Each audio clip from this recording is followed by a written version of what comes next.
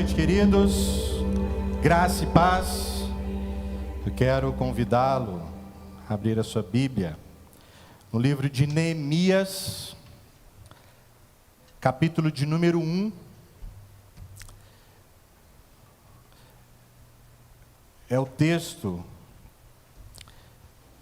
que nós usaremos para compartilhar a palavra de Deus com vocês nessa noite.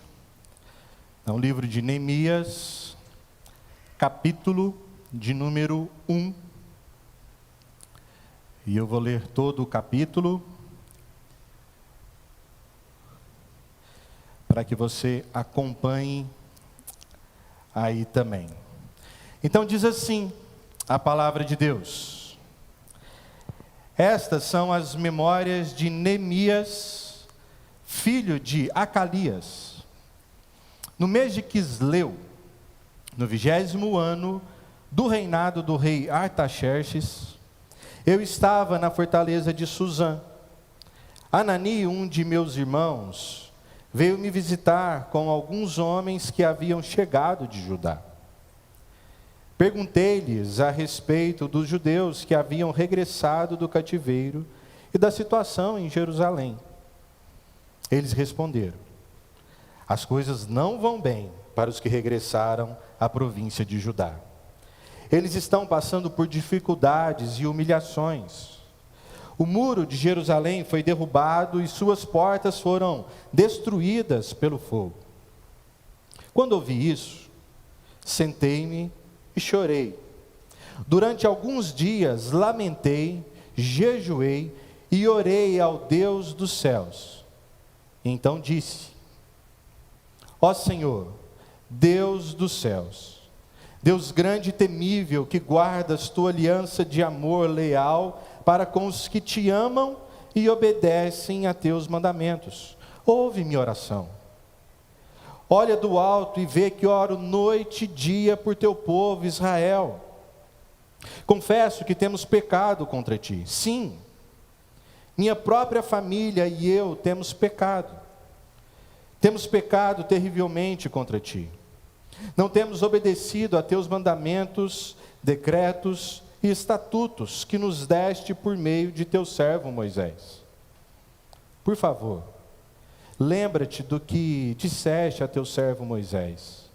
Se forem infiéis a mim, eu os dispersarei entre as nações. Mas se voltarem para mim e obedecerem a meus mandamentos e viverem de acordo com eles, então, mesmo que estejam exilados nos confins da terra, eu os reunirei e os trarei de volta ao lugar que escolhi para estabelecer meu nome. O povo que tu resgataste, com teu grande poder e com tua forte mão, é teu servo. Ó Senhor, por favor, ouve a oração deste teu servo. Ouve as orações de teus servos que se agradam em te honrar. Peço que me concedas êxito hoje e que o rei me seja favorável. Nesse tempo, eu era copeiro do rei. Até aqui, a nossa leitura. Nós temos um grande desafio de liderar e obter bom êxito nas nossas lideranças. E quando eu estou dizendo que a gente tem um desafio de liderar, eu não estou indo para uma função indicada para alguém, para promover um movimento, ou fazer com que grandes instituições ou grandes projetos aconteçam a partir de si. Eu quero levá-lo à reflexão de que todos nós lideramos diversas áreas das nossas vidas. Eu e você temos tarefas específicas para realizar, que dependem de nós. Você precisa liderar e cuidar dos seus filhos. Você precisa, talvez, no governo do ambiente da casa, liderar o seu lar. Colocar as coisas em ordem, para que tudo flua bem. Você precisa liderar, talvez, uma área específica do seu trabalho. As suas funções numa comunidade cristã. Você precisa liderar a sua agenda, o seu coração. Você precisa liderar as suas finanças, para que aquilo que entre esteja na mesma proporção daquilo que sai. Então eu e você temos grandes desafios, e às vezes nós não damos contas na nossa vida, que diz respeito à liderança, em assumir as rédeas, tomar a frente, e fazer com que aquilo tenha bom êxito, com que aquilo dê certo. E aqui a gente está lendo o livro de um dos homens bíblicos, que se tornou na história um grande paradigma de liderança. Neemias não é só estudado na igreja cristã, na sala de escola bíblica dominical. Neemias passou a ser estudado por grandes corporações, por grandes movimentos que tentam pensar a melhor maneira de se liderar possível. Existe um determinado ou chamado fator Neemias, onde se extrai características da vida desse homem, para que se encare então um processo de liderança e tenha bom êxito. Só que quando nós olhamos para a vida de Neemias, nós não nos atemos somente às características que esse homem carrega e como então ele lidera aquilo que lhe é proposto, ou o desafio que lhe é proposto. Mas a gente olha para a história dele, dentro da grande história de Deus. O que esse homem está fazendo e o que isso tem a ver com o que Deus requer que o seu povo faça? Então, como que a gente consegue ser bem-sucedido ou ter êxito nas áreas que nós lideramos? Sejam elas grandes ou pequenas. Para vocês entenderem o tamanho da situação, Neemias, ele está alguns anos bons depois do retorno do seu povo judeu do cativeiro babilônico. O povo judeu havia ficado muito tempo cativo de uma nação. Eles tomaram a sua cidade, levaram o seu povo, e o famoso império babilônico, que então trouxe para o êxito o povo judeu, um dia caiu. E o próprio Deus já havia dito para o povo que um dia aquele império ruiria. E ele ruiu para o império persa. E na época do rei, o rei que era Ciro, ele já tinha dito que ele permitiria que o povo então regressasse para a sua cidade, e além do mais, pudesse reconstruir aquilo que era importante para o povo judeu, como por exemplo, o templo. Ciro permite que os utensílios da casa de Deus que foram trazidos para a Babilônia fossem todos devolvidos. Mas Neemias é um dos muitos que não voltaram para trás, que ficaram servindo o novo império. Neemias se tornou copeiro do rei da sua época, o Artaxerxes I, possivelmente o sucessor do marido da tão conhecida personagem bíblica Esther. E o interessante é que havia uma espécie de simpatia do governo persa com o povo judeu. Talvez por conta desse relacionamento, da presença de Esther, ou talvez por conta das grandes investidas que o império sofria naquele tempo, como por exemplo os ataques do Egito, uma tentativa de unir os menores povos, as minorias, para se fortalecer como império.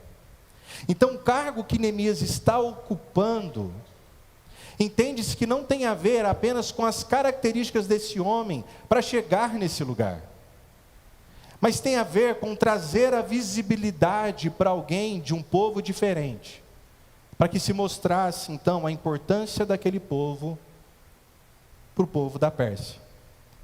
Por isso Neemias era copeiro do rei, uma função importante naquele tempo, um cargo público muito importante. Em todas as aparições do rei, Neemias estava lá, ele era visto junto. Neemias ajudava a cuidar das finanças do rei. Neemias servia de conselho para o rei muitas vezes. E Neemias ainda tinha o grato ofício de experimentar a bebida do rei antes, para que se ela tivesse envenenada, o rei não viesse a morrer. Esse homem o tempo todo era visto com esse rei. Esse homem o tempo todo era desafiado a viver de uma maneira excelente, para que ele não sofresse então a punição que o rei poderia trazer sobre a sua vida por conta do cargo que ele ocupava. Só que Neemias toma parte de uma situação que envolvia o seu povo, que o desafia a uma nova empreitada, totalmente diferente do que ele está vivendo.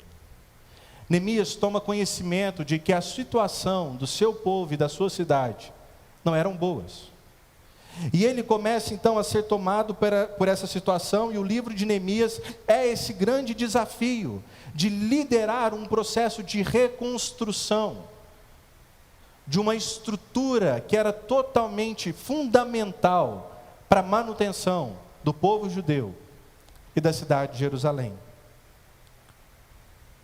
E a grande pergunta é: qual desafio eu e você temos hoje?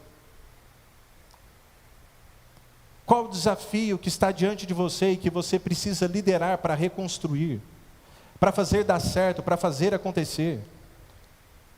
E é interessante que nós acostumamos a ser a sociedade, que nós nos preocupamos mais com o supérfluo do que com aquilo que é essencial. E nós não conseguimos nos concentrar naquilo que realmente importa, naquilo que importa de verdade. Perceba então que Neemias, quando ele é tomado da notícia, o seu espírito, o seu ser, ele começa a modificar. No capítulo 2, Neemias chega a dizer assim para o rei, que pergunta para ele por que o rosto dele estava triste. Ele diz para o rei: como que o meu rosto não pode ficar triste, se a cidade onde os meus pais estão sepultados está em ruínas? Aquele lugar, eu faço parte daquela história, eu sou povo daquele povo, é o lugar onde os meus pais estão sepultados, aquela é a minha cidade, eu conheço aquela gente, aquilo é importante para mim. Como que isso não pode mudar a alegria da minha vida? Como que isso não pode mexer com quem eu sou e o que eu estou fazendo no momento? Na atual condição, se Neemias, humanamente falando, fosse avaliar, era melhor ele ficar quieto onde ele estava. Ele tinha um bom cargo, ele tinha uma boa carreira. Por que se importar com um povo que agora é pequeno? Com um povo que estava nessa situação como consequência dos seus próprios atos, de uma geração que ele nem fez parte? Por que se envolver com isso? Por que, meus queridos? Porque a gente precisa se concentrar naquilo que importa de verdade. A gente precisa aprender a fazer diferença entre aquilo que é essencial para mim e para você, do que aquilo que é supérfluo. Será que você já fez essa pergunta esse ano? O que realmente é importante? O que eu deveria de fato me envolver? O que eu preciso gastar o meu tempo, a minha energia, a minha mente, as minhas habilidades? Com o que eu preciso me envolver? E às vezes a gente está no conforto do exercício da nossa vocação, da nossa profissão, e a gente não levanta a dúvida do que realmente é importante. Porque quando a gente descobre o que é importante, a gente começa a fazer perguntas que fazem diferença em como nós enxergamos as coisas. Quando Neemias recebe o seu irmão e alguns vindo de Judá, ele faz duas perguntas: como é que está o povo que foi resgatado do cativeiro? E como é que está a cidade de Jerusalém? E aí eles respondem: olha, as coisas não vão bem. Aqueles que regressaram, eles estão passando por dificuldades e humilhação. E a cidade, os muros de Jerusalém foram todos derrubados. As suas portas foram destruídas pelo fogo. Então vamos lá. Os seus filhos são importantes demais para você. E quais são as perguntas que você tem feito para eles? Você já parou para perguntar como é que eles estão? Você já parou para perguntar como estão as coisas que eles estão envolvidos? A sua igreja é importante demais para você. Você já parou para perguntar como é que o povo está? E como é que estão as coisas que esse povo está envolvido? As suas finanças são importantes demais para você. Você se preocupa demais. Porque você precisa sustentar a sua casa. E as coisas estão caras. Mas se isso importa de verdade, você já perguntou? Por que eu estou gastando do jeito que eu estou gastando? Por que eu estou escolhendo comprar as coisas que eu estou escolhendo? Por que eu não mudo o meu padrão de vida para se adequar à realidade do momento que eu estou vivendo? Perceba que nós não somos bons em fazermos perguntas. Perguntas que são essenciais para mudar a nossa própria percepção daquilo que nós devemos nos envolver. Assim como foi com Neemias. Então, quando ele toma consciência dos fatos, da realidade, da verdade, Neemias não começa a perguntar para o rei, por exemplo, o que falta para eu cumprir aqui ainda? Eu vou ter férias para que eu possa resolver algumas coisas importantes da minha vida? Não. Ele para naquele momento da história, e todo o seu ser é tomado daquilo que realmente importa. E ele se importa o suficiente para começar a lamentar por isso. É por isso que no versículo de número 4 é dito assim: olha, quando ouvi isso, sentei-me e chorei. Durante alguns dias lamentei, jejuei e orei ao Deus dos céus. Se você se importa de verdade, isso precisa trazer algumas reações para a sua vida. O que Neemias está fazendo aqui é mostrar que ele tinha uma total empatia com aquela situação. Ele se via comprometido, envolvido com tudo aquilo que ele estava ouvindo, ao ponto dele direcionar a sua vida para práticas espirituais que mostravam a intensidade de alguém que queria ver aquele quadro sendo transformado. Ele tira um momento para não se alimentar, para trazer aquilo que era essencial para a vida. Ele tira um momento para chorar, para lamentar, para sentir a dor, para entender que aquilo fazia parte do que era essencial para a vida dele. E a gente continua tratando as coisas na superficialidade. Sabe, isso é importante demais para mim, mas a gente não dá nenhum passo, claro, para mostrar que isso é importante. Nós nos acostumamos, a nossa mente acostumou com aquilo que a nossa cultura vai desenvolvendo para a nossa realidade. Por exemplo, todas as vezes que nós recebemos uma notícia triste através de uma mídia, posteriormente, nós recebemos uma propaganda de algo que gera um desejo bom em nós, para que a gente consuma, e então comece a desfazer a sensação ruim que a gente tinha naquele momento. O que eu estou querendo dizer com isso? Que nós estamos sendo ensinados a não termos foco no que é essencial. Quando o problema bate à nossa porta, a gente encontra algumas outras coisas supérfluas para tentar ali momentaneamente passar alguns panos quentes nas nossas feridas. A gente faz isso gastando dinheiro no shopping. A gente faz isso gastando alguns momentos de lazer em alguma plataforma de streaming. A gente faz isso indo para qualquer outra coisa que hoje traz algum prazer momentâneo para a sua vida. Mas se você quer ser bem-sucedido e ter êxito nas áreas que você entende ser importante para a sua vida, você precisa viver esse processo. Você precisa começar a fazer as perguntas certas. E você precisa sentir a dor daquilo que precisa ser mudado, ao ponto de se envolver e comprometer com aquela situação.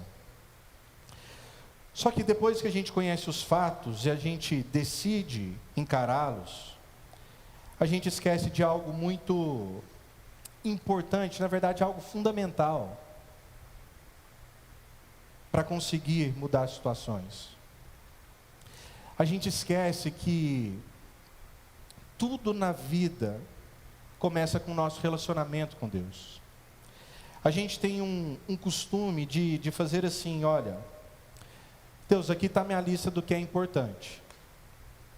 Eu quero apresentar essa lista diante do Senhor, e eu gostaria muito que o Senhor me abençoasse, que o Senhor me desse êxito naquilo que eu estou colocando diante do Senhor. Eu gostaria muito de ser bem sucedido. E eu sei que quando você faz isso, na maioria das vezes, você faz com uma profunda sinceridade de coração. Eu não estou dizendo aqui que quando você faz isso, você está recheado só de desejos egoístas. Às vezes sim. Às vezes nós pedimos aquilo que não deveríamos pedir. Mas às vezes você está pedindo aquilo que de fato é importante para você. Aquilo que realmente precisa de você investir para que haja transformação. Só que nós erramos em pegar essa lista e apresentar ela a Deus, sem antes analisar como está a nossa própria vida diante de Deus. Como é que está o nosso relacionamento diante de Deus? Eu queria que você visse uma imagem, se o pessoal puder me ajudar aí, e projetar. Acho que esse é o vídeo do Pense Laranja. Enfim, talvez você já foi em alguma palestra, ou está no mundo corporativo, ou em qualquer outro lugar que fale sobre essa perspectiva do desenvolvimento humano, você foi induzido a pensar nessa roda da vida, uma maneira de comparticionar as áreas da nossa existência. E você é desafiado a tentar equilibrar isso tudo.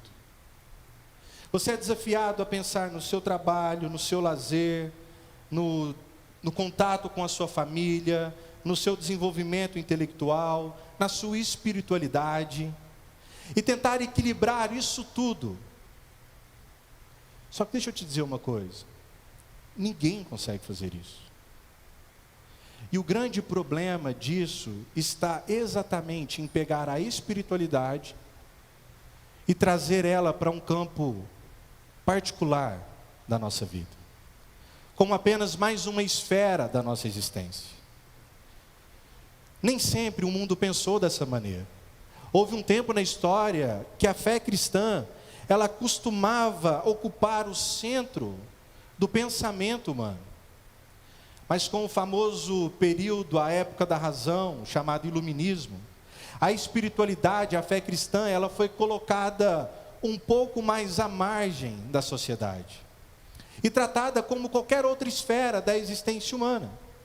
E então você tem um grande desafio para viver bem e para ter bom êxito nas suas áreas que você precisa tomar conta. Você precisa equilibrar isso tudo. Todas as coisas precisam funcionar muito bem: casa, trabalho, lazer, espiritualidade, igreja, no nosso caso, fé cristã, fé evangélica, e fazer tudo isso funcionar. Só que a gente não consegue, porque às vezes o trabalho, o negócio está funcionando, mas em casa está tudo desmoronando.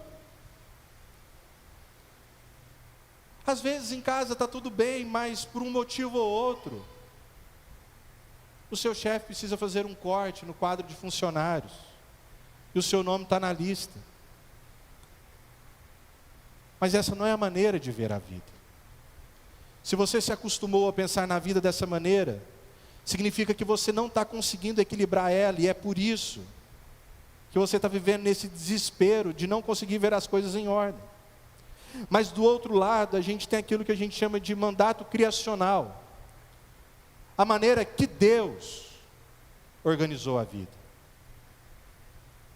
a maneira como Deus, Criador dos céus e da terra, colocou as coisas em ordem para acontecer. E Deus diz que nós deveríamos então nos envolver em 3 esferas: espiritual, social e cultural, da qual essas 2 de baixo dependem totalmente da esfera lá de cima. Ou seja, significa que se eu não me relaciono corretamente com Deus, eu nunca vou conseguir vencer e equilibrar nenhum outro desafio da vida, que diz respeito ao nosso relacionamento com o próximo, com as outras imagens e semelhanças criadas por Deus, que diz respeito à natureza criada por Deus, a matéria, as coisas que nós colocamos nas nossas mãos. Se eu não estou bem com Deus e não entendo como devo me relacionar com Deus, eu nunca vou conseguir vencer os desafios que diz respeito a essas outras 2 esferas. Olha como que é interessante isso. Neemias, em primeira instância, ele não é um reformador espiritual. O livro de Neemias, ele está cronologicamente em paralelo com o livro de Esdras. Esdras sim é um sacerdote, um escriba. E no movimento que se faz no seu livro, ele tem uma preocupação em restaurar a lei de Deus no meio do povo. E quando a gente vai para essa parte da história em Neemias, quando a lei vai ser então lida e o povo vai fazer um compromisso com ela, Esdras está lá para ministrar a lei. Neemias, em primeira instância, tem um compromisso de uma reforma material. Neemias ia reconstruir muro, gente.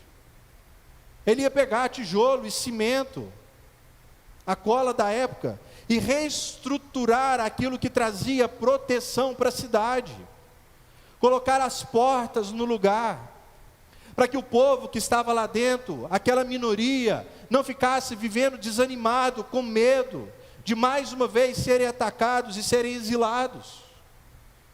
Ele está cuidando daquilo que nós chamamos aqui na nossa esfera de cultural, das coisas que concernem a natureza criada por Deus, do qual Deus colocou o homem e a mulher para governar, para desenvolver.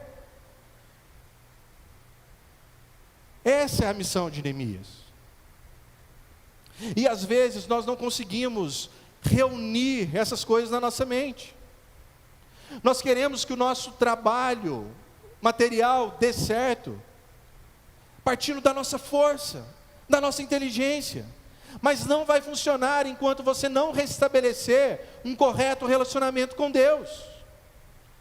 Você quer que os seus filhos deem certo, que eles mudem as atitudes, mas eles não vão mudar a partir de você, enquanto você não restabelecer o seu relacionamento com Deus.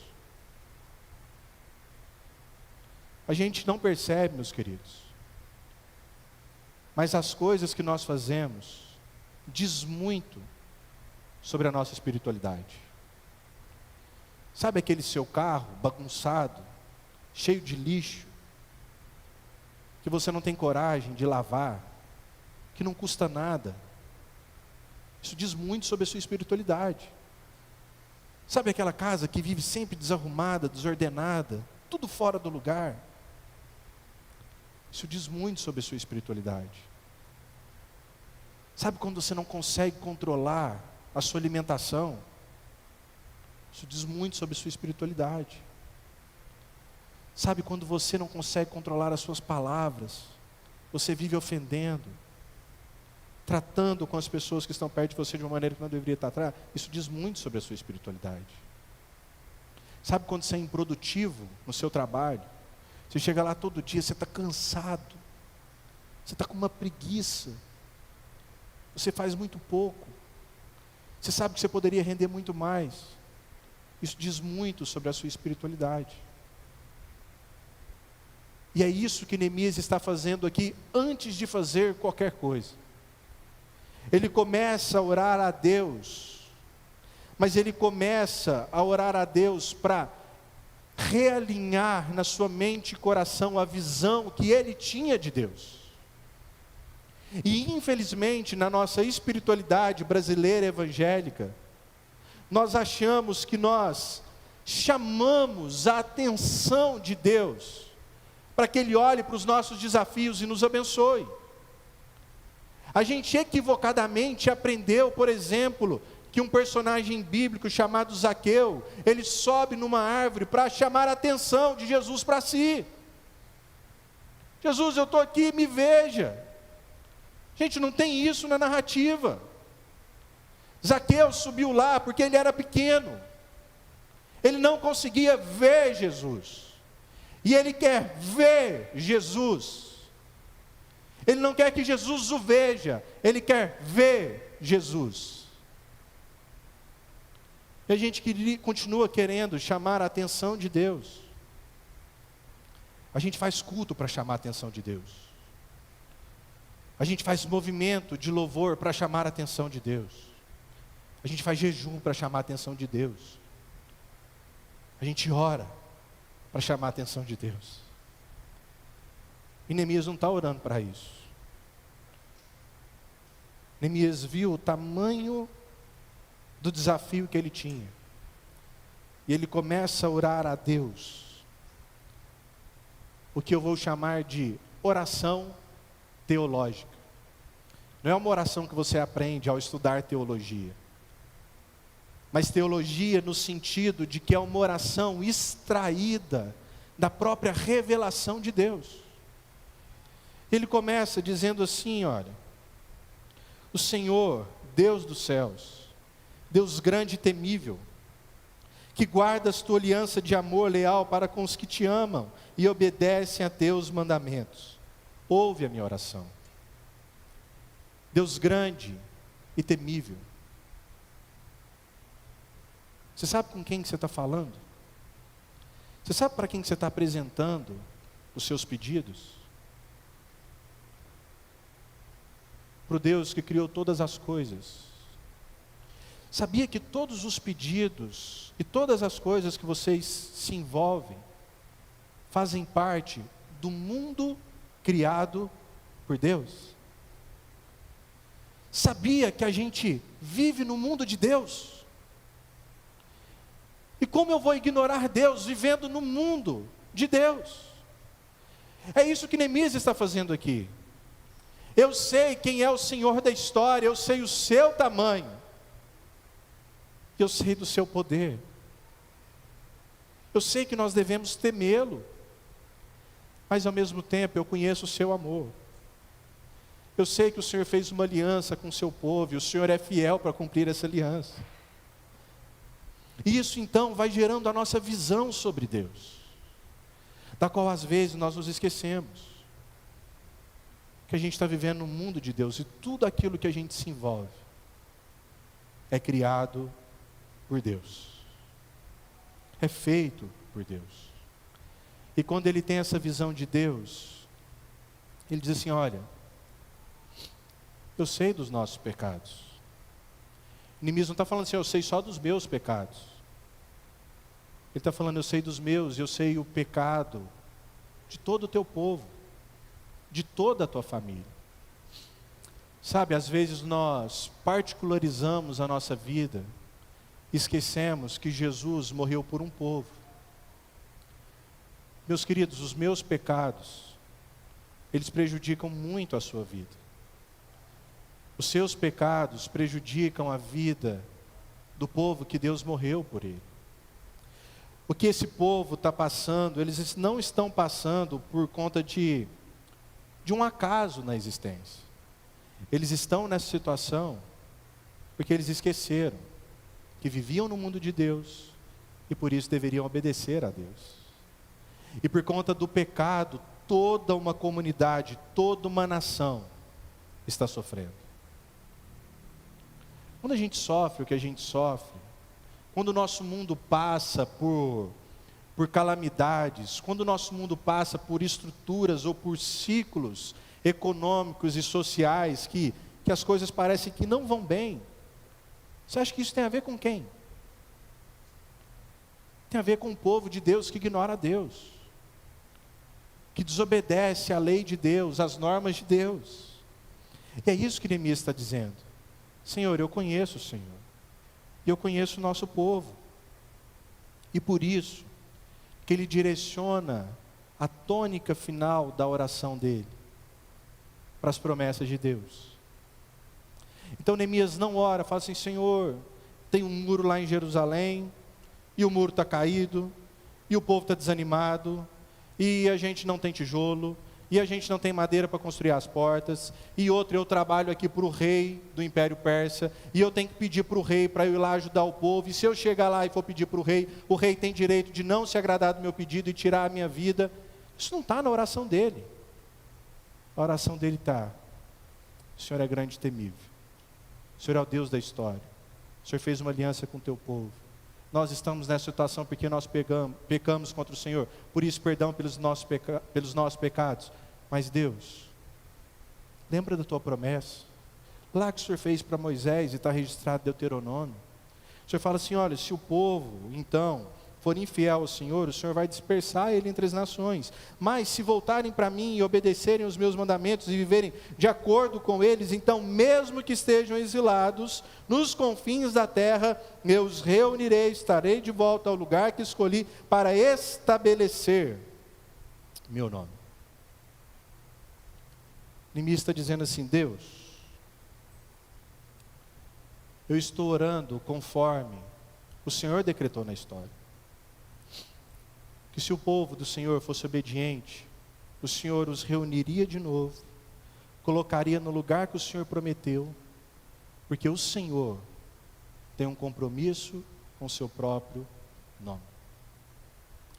Eu queria que você refletisse muito nisso aqui, meus queridos. Que Deus, Ele tem um compromisso com o seu próprio nome. Deus, Ele é o mais interessado que a sua família dê certo, porque o seu nome é glorificado através da sua vida. Deus, Ele é o mais interessado que você seja bem-sucedido no seu trabalho, sabe, que você seja próspero, que você coloque a mão e as coisas de fato frutifiquem, sejam boas, transforme a realidade, impacte a vida de pessoas ao seu redor, porque o nome dele é glorificado. Deus é o mais interessado que a igreja, que o seu filho Jesus morreu por ela, prospere na face da terra, que a sua igreja faça diferença na sociedade, que a sua igreja impacte o lugar onde ela está, porque o seu nome é glorificado.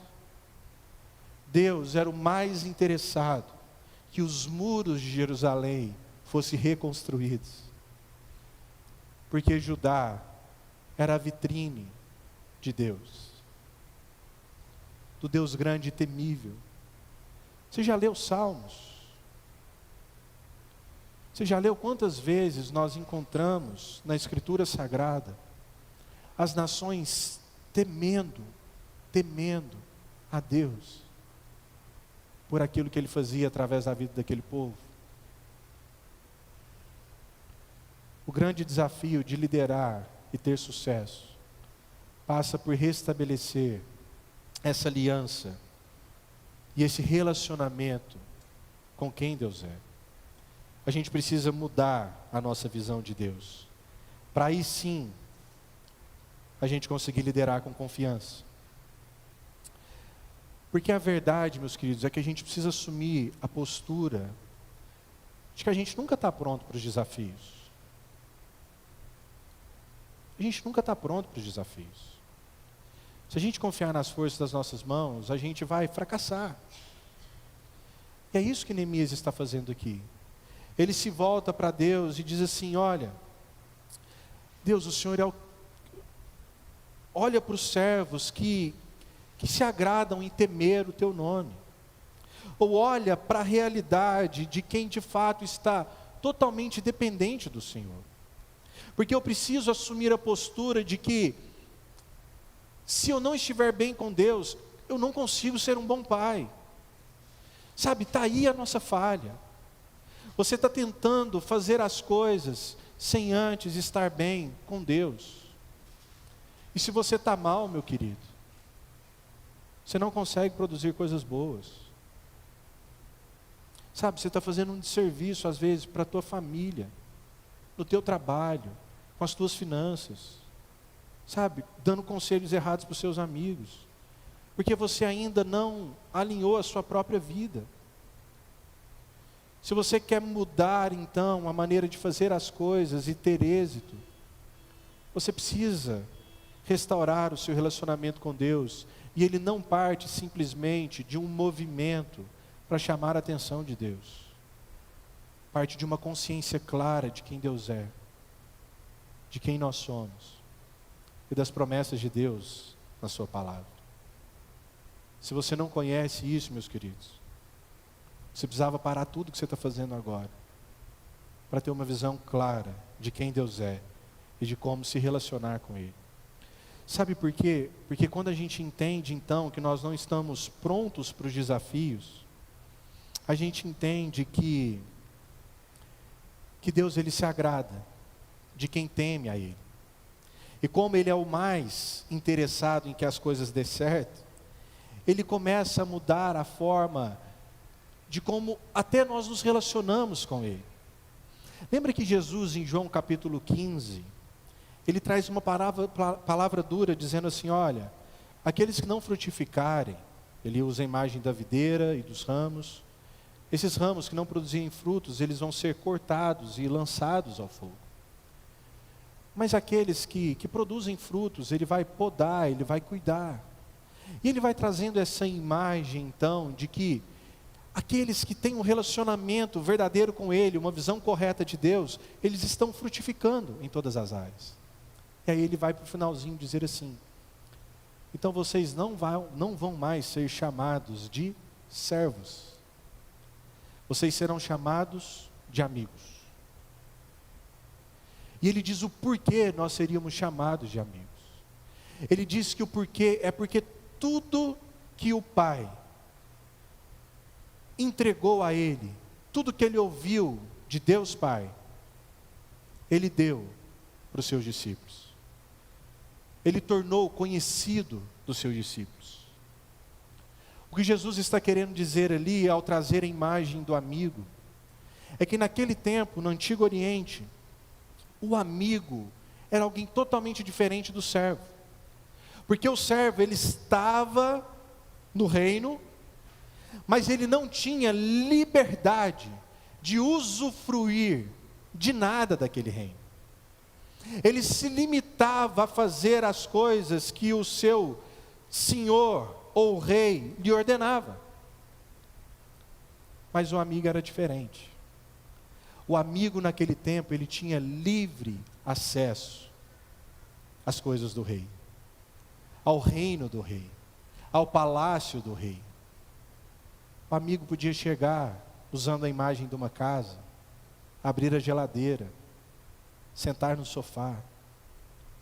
O que Jesus está querendo dizer para os seus discípulos é, esse é o reino de Deus, que Ele me deu a conhecer, eu entrego a vocês. Nesse sentido, vocês podem liderar com confiança, porque vocês vão saber o que de fato podem fazer, sem jamais perder da vida de vocês o respeito pelo rei, a autoridade que o rei tem na vida de vocês, sem querer usurpar do trono do rei, mas entendendo que vocês são amigos, e tudo que é do rei está disponível para os seus amigos. Quando nós nos envolvemos com as coisas de Deus, com a visão correta de Deus, a gente pode fazer com confiança que vai dar certo. É isso que Neemias termina dizendo. Para que ele chegasse diante do rei. Versículo 11. Ó Senhor, por favor, ouve a oração deste teu servo, ouve as orações de teus servos que se agradam em te honrar. Peço que me concedas êxito hoje e que o rei me seja favorável. Meus queridos, várias pessoas, várias tarefas precisam de você. precisam que você acerte, precisam que você tenha êxito. Essa igreja precisa de você, que você seja bem-sucedido naquilo que você se envolver. A tua família precisa de você, precisa que você seja bem-sucedido. Todas as áreas que você se envolve na vida, sejam elas dentro do reino de Deus, respeitando a vontade de Deus, precisam que você tenha êxito. Mas isso só vai acontecer quando você entender que a sua vida precisa estar alinhada com a vida que Deus realmente espera de você. Quando a gente lê a história de Neemias, a gente começa a entender por que ele teve sucesso numa empreitada tão difícil. Como esse homem começou a se mover com confiança.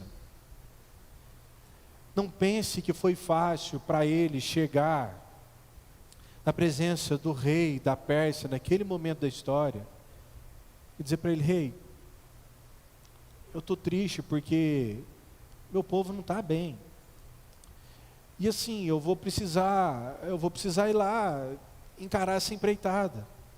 Eu não só vou precisar lá, como vou precisar que o Senhor me dê carta de recomendação, porque eu preciso de material que lá não tem em Jerusalém, vou ter que pegar de outra nação. Sabe, eu preciso de proteção também, porque tem vários inimigos aí que estão se levantando e vão atrapalhar as coisas acontecerem. Sabe como que isso se traduz para a nossa vida?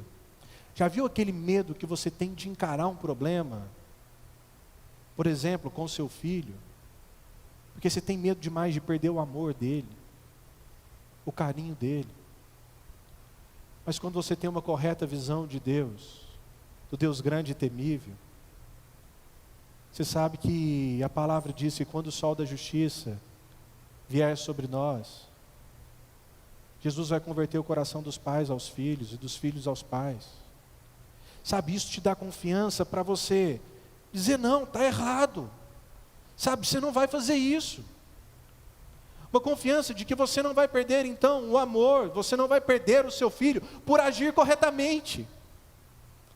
Sabe, quando você é colocado naquele dilema em ter que fazer alguma coisa errada, porque o seu superior está pedindo, e você volta para a palavra e para a promessa de Deus, e você sabe que aos seus amados Ele dá enquanto dorme, e você não tem medo de dizer: olha, não dá para fazer isso. Isso é errado. Isso é liderar com confiança. É ir lá e saber que Deus se importa com essas coisas, que você está bem com Ele, e por isso você pode fazer ou tomar decisões que são difíceis, que foi o que Neemias fez. Ainda que seja difícil, foi o que ele fez. E é o que eu espero que a gente faça. Porque o desafio de liderar e ter êxito começa e sempre vai começar com o nosso relacionamento com Deus. A gente precisa voltar à obediência, à dependência e uma ousadia que só vem e só pode ter quem serve a Deus. Que Deus te ajude a vencer os seus medos. Que Deus te ajude a encarar as coisas que importam de verdade. Mas para que você não perca a noção do que a gente conversou aqui essa noite, eu queria deixar 3 coisas para você refletir e praticar. A primeira delas é que agora, nesse momento, você deixe de lado tudo que tem que fazer e foque no seu relacionamento com Deus. Primeira coisa, deixe de lado tudo que você tem que fazer e foque no seu relacionamento com Deus. Tá, pastor, então você está dizendo assim que eu preciso parar tudo, cancela a minha agenda, desmarca os compromissos, vou para um... Não. Eu estou dizendo de foco. Lembra que você não vai conseguir obter êxito nas suas tarefas se você não estiver relacionando bem com Deus. Se você não organizar a primeira esfera da vida, da espiritualidade, que é o nosso relacionamento com Deus. Então a gente precisa parar de focar, a gente vai ter que continuar fazendo, porque a agenda está aí, a gente vai ter que cumprir. Mas a sua mente precisa estar, o seu coração, as suas orações, para o relacionamento com Deus. Segundo lugar, se você não fez, faça uma lista do que realmente importa. Do que realmente importa. E meus queridos, assistir o jogo do seu time favorito, desculpa, mas nunca vai ser o mais importante, embora você possa fazer. Eu estou usando esse exemplo para você entender que existe coisas supérfluas que a gente está colocando como importante. Hoje ninguém faz nada nessa casa porque hoje é jogo do meu time.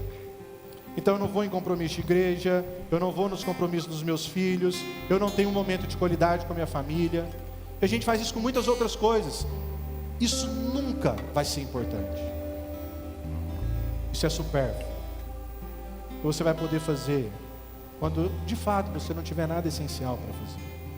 Então você precisa fazer uma lista daquilo que realmente importa de verdade. Sabe, daquilo que te leva para o lamento, daquilo que causa dor em você. Seja hoje corrigir a sua vida familiar, sua vida financeira, procurar um novo trabalho, se envolver mais com a comunidade local. A gente precisa pegar o que é importante, que tem a ver com a gente.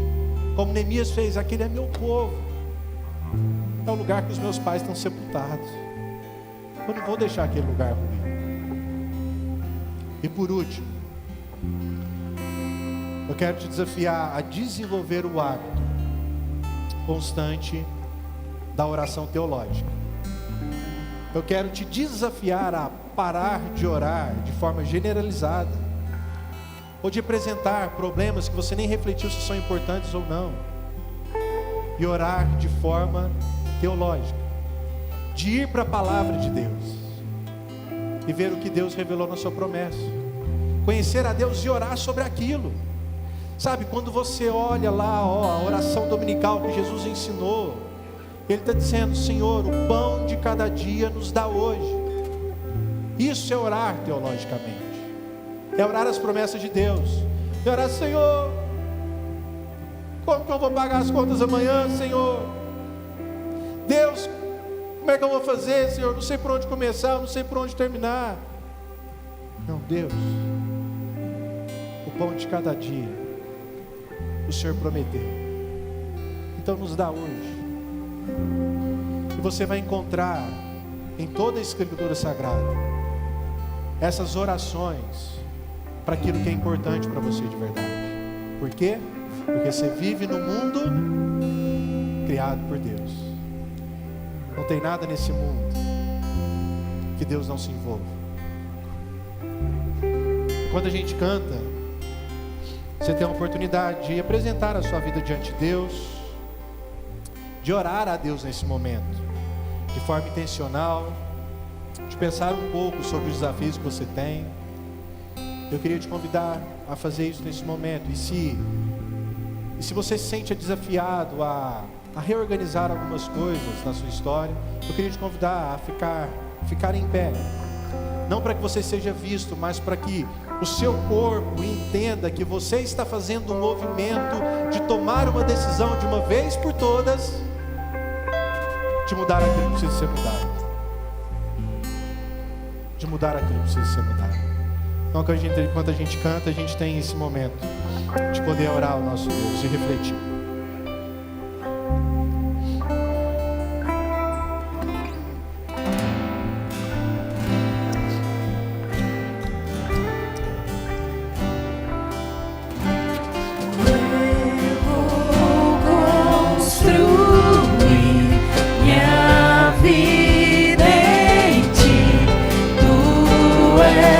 Meu fundamento.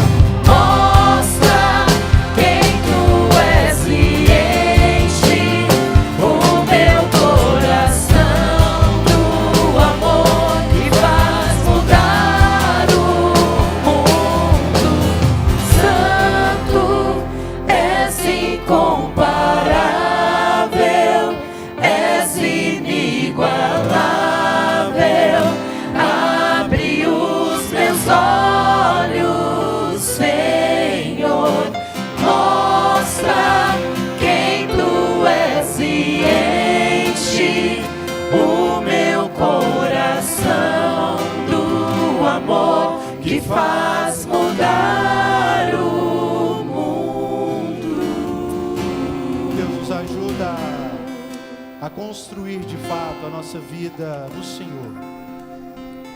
Nos ajuda a entender que o fato de não ser abalado, o fato de ser de fato ou ter uma vida estável, depende dessa construção, daquilo que é o mais importante. Reconhecer quem o Senhor Deus é, reconhecer o que o Senhor fez pelo teu povo. Deus nos tira dessa superficialidade da vida, de tentar sarar ou resolver os nossos problemas a partir daquilo que de fato vai nos trazer fracasso, mas nos faz nos voltar para o Senhor e colocar diante de Ti toda a nossa vida, entregando, restabelecendo nosso relacionamento com o grande Deus, temível, mas o Deus amoroso que fez uma aliança com o teu povo, um Deus que promete e é fiel para cumprir, que aqueles que obedecem o Senhor vai reunir de volta, e através das suas vidas o seu nome vai ser engrandecido. Deus, eu sei que assim como eu, os meus queridos irmãos, tem muitos desafios, e eu sei que muitos de nós nos sentimos totalmente incapazes de vencer esses desafios. Talvez muitos já desistiram, Deus, mas eu clamo que o Teu Espírito Santo reanime a vida do Teu povo. Oh Deus, não deixe ninguém desistir daquilo que importa de verdade. Levanta o Teu povo, ó Deus. Ajuda-nos a tomar as decisões difíceis, uma confiança tremenda na promessa que o Senhor fez para o Teu povo, Pai. Nos ajuda, Deus. Nos dá essa liderança corajosa.